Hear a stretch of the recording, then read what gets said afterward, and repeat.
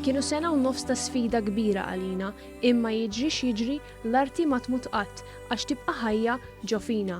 Dan kien kliem Borg fuq il-paġna tiegħu ta' Facebook sigħat wara li rebaħ il-45 edizzjoni tal-għanja Tal-Poplu bid-diska fuq l-Ixkaffa. Din kienet l-ewwel darba li Sean ikkompeta f'dan il-festival u minn fost 16 il-kanzunetta oħra kollha b'diversi temi u ħareġ ir-rebbieħ. Miktuba minn Philippa Naudi u Bettina Muchmore, id-diska titratta l-imħabba u r-relazzjonijiet fejn il-kantant jitlob li kif jingħad bil-Malti ma jitħallix fuq l-Ixkaffa, iżda jitħalla jgħix ħajtu kif jixtieq. Min ġolja tat nissamma l-bikja tiegħek u mal-kantum mirdu minn ħossi ħsus l-ibsa baqgħet fuq fil-gwardarobba. Fit-tieni post ikklassifikat id-diska Is-Sirena li Welldet it-Tama b'interpretazzjoni ta' Haley Azzopardi, b'lirika ta' Paul Ellul u kompożizzjoni ta' Mark Spiteri Lucas.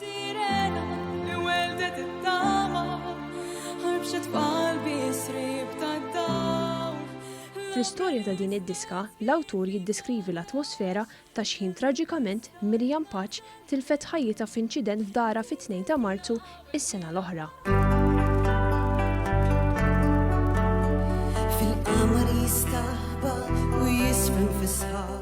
Id-duett ta' Meadow Strings ġew fit-tielet post bil-kanzunetta Niftakar li nkitbet minn Mario Camilleri u Magdalene Farrugia. Il-mewġ jinstabad biex jieqaf jistrieħ artzella f'qiegħ ta' baħar bla tmiem. Is-sittax-il finalist kienu kollha akkumpanjati minn orkestra li daqqet taħt id-direzzjoni tas-Sur Joe Brown.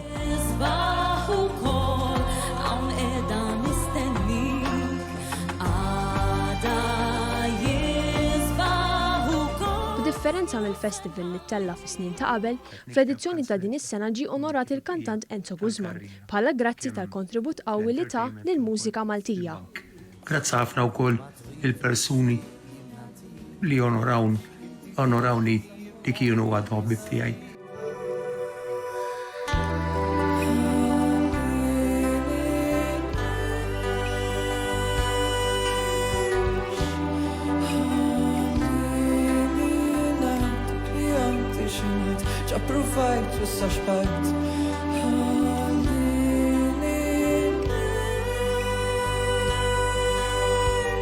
Jekk ħatħallini fuq l-Ixkaffa ħallini